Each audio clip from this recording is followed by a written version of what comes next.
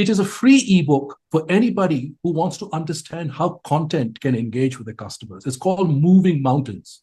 Welcome to Unstoppable Podcast with Harry Sardinas, inspiring conversations with influential millionaires, investors, thought leaders, entrepreneurs who are making a massive difference with their innovative products and services, and sharing the challenges and wisdom of how they sold their first million. Yeah, and we make money at the same time. Yeah. So how can we empower entrepreneurs to do good and to make money rather than only to make money and I don't care if I do good or not? Well, you're asking the right person this question. Good. Yeah. You see, there are, when I told you earlier, in the past 25 years, I was looking at a way to actually have what we call a 360-degree economy. Now, here's the problem that I meet with entrepreneurs. Do not forget this word, and the word is entropy. Most entrepreneurs believe that they have to destroy something to make something. But when you do that, you're really eating up the planet, whether it is mining or producing electricity, et cetera, What entrepreneurs tell me is, hey, there are no solutions. I said, that's not true. So people like us who've worked with technologies, which is non-entropic, in other words, what you produce, what people call waste, can become a raw material for another process. I'm glad you brought up of the minister of Zimbabwe. Please ask him to contact me. You know why? We are building eco-cities in all parts of the world, especially in Africa, where the people, education, agriculture, and eco-homes not only saves the planet, but sustains the planet and renews it and makes that entire community completely independent. So when you ask me is how do we create wealth for entrepreneurs, I'm in the business of creating wealth for nations. How can nations bring back the income back into the community and get that growth? Now that's true sustainability rather than going up. See, I know supranational companies like IMF, the World Bank, etc., the China Silk and Road Project. We will put on our money there, but then you have to pay us back and it goes outside the country. I said, no. You want a solution? I'll give you address that same problem, but let's learn how we can keep it within the community. That's where wealth stays in the home, you see? Absolutely. It's creating about the jobs, There is nothing wrong. I mean, there is nothing wrong that a foreign company go there to India and extract, some minerals or whatever.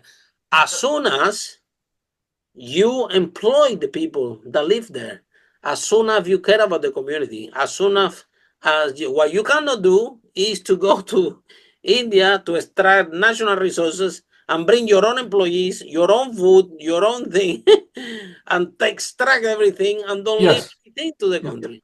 And it's been happening a lot. Yeah. A lot. So we've got our plan by 2035 to have 100 eco-cities all over the world.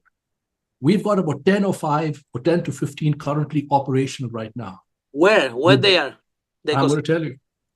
Cameroon, Uganda, Kenya, several, Sudan, South Africa, parts of South America, Philippines, Malaysia.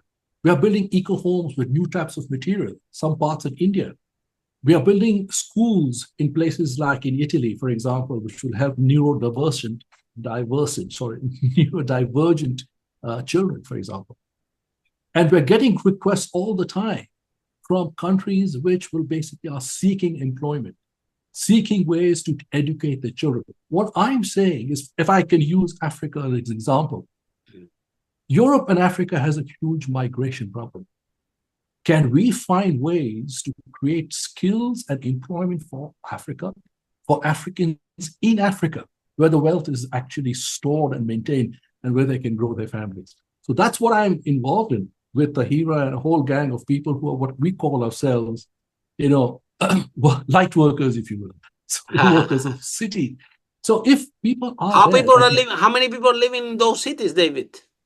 I'm telling you, we are talking about, say, for example, 100 villages who are coming together to form an eco-society under the banner. They're trying to grow, for example, sunflower to save 100 million of tax revenue, which is being imported, $100 million a year. But now we are telling them or teaching them how they can actually grow the sunflower and actually keep the wealth in them. So it's protecting the wealth of the country in Kenya. Same day, where different kinds of food sources, waste to wealth. So we are, if we can generate wealth for others, then make them millionaires. We are wealth generators. We're not doing it for ourselves. And when I talked about me versus we, then yes, there is a biblical verse. I'm truly my brother's keeper. And if we can understand our connection, we are actually holding each other's hands and making all of us wealthy at the same time. Because none of us can be failures on our own. If the chain breaks, it's because we're not caring for the other person. We're not caring for what he or she can do. We're not sharing the knowledge, which is actually a form of wealth with others. That's what we're actually doing. So when we can empower people, that empowerment goes and actually shows tangible results, whether it's producing electricity, producing food, high value education, etc. So we are looking at a swathe of countries where we can actually develop this. And this is not small projects. These are really sizable projects that will make an impact on the entire country.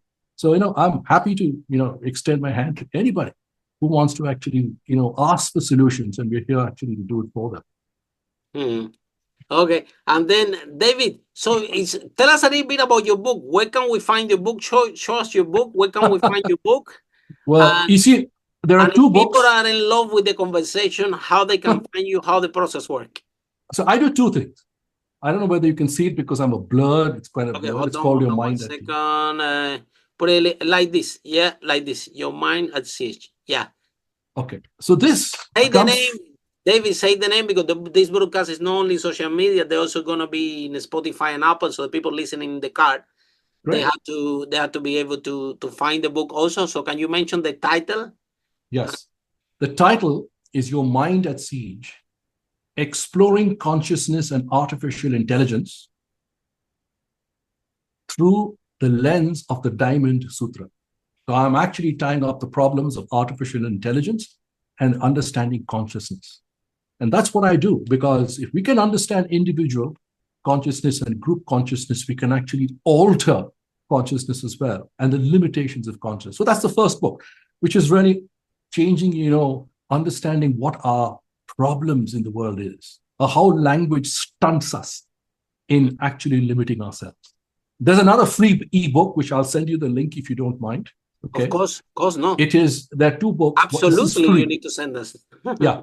It is a free ebook for anybody who wants to understand how content can engage with the customers. It's called Moving Mountains. Very nice.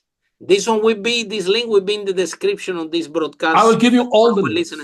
Yes. I will give you all the links. Moving Mountains, how to move to customer engagement away from customer apathy. So there I listed out what you can actually do and how to create content. My content is, I basically tell people, I write content to wake the dead.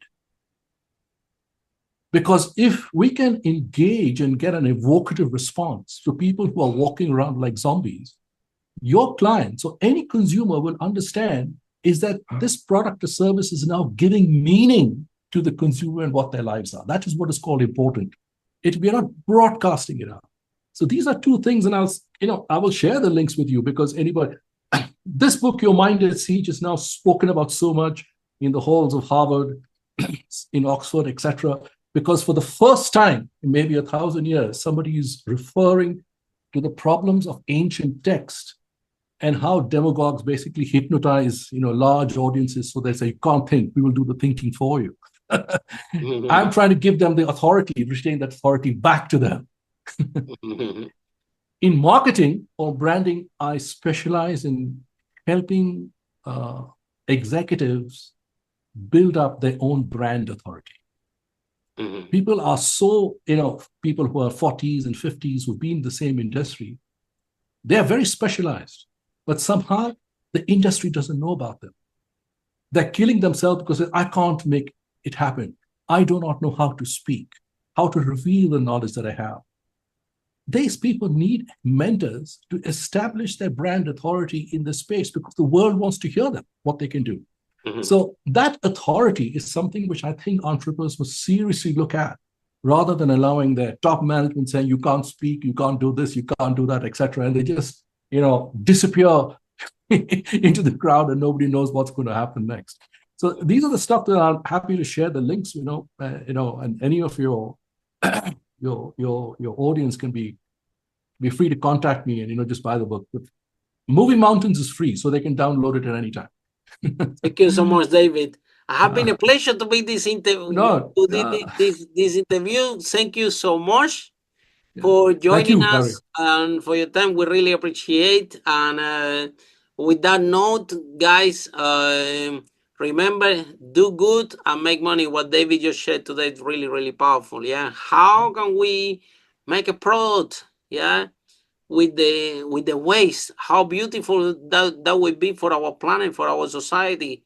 How we can reduce waste. Yeah. How we can use technology to actually consume less energy.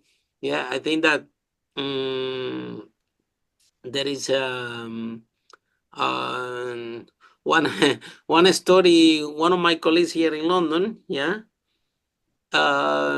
His dad has a business, when in Colombia.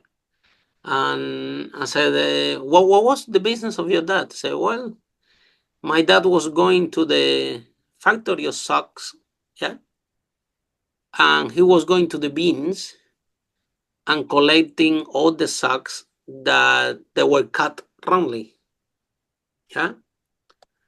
and he was collecting all the socks and then taking to the mechanics to use it to clean their hands.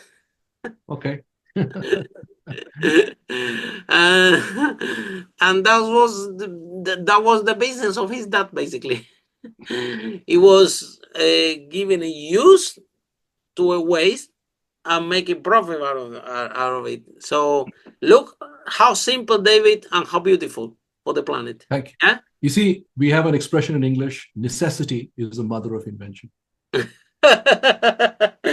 So connect with the consumer. Yeah. And guess what? The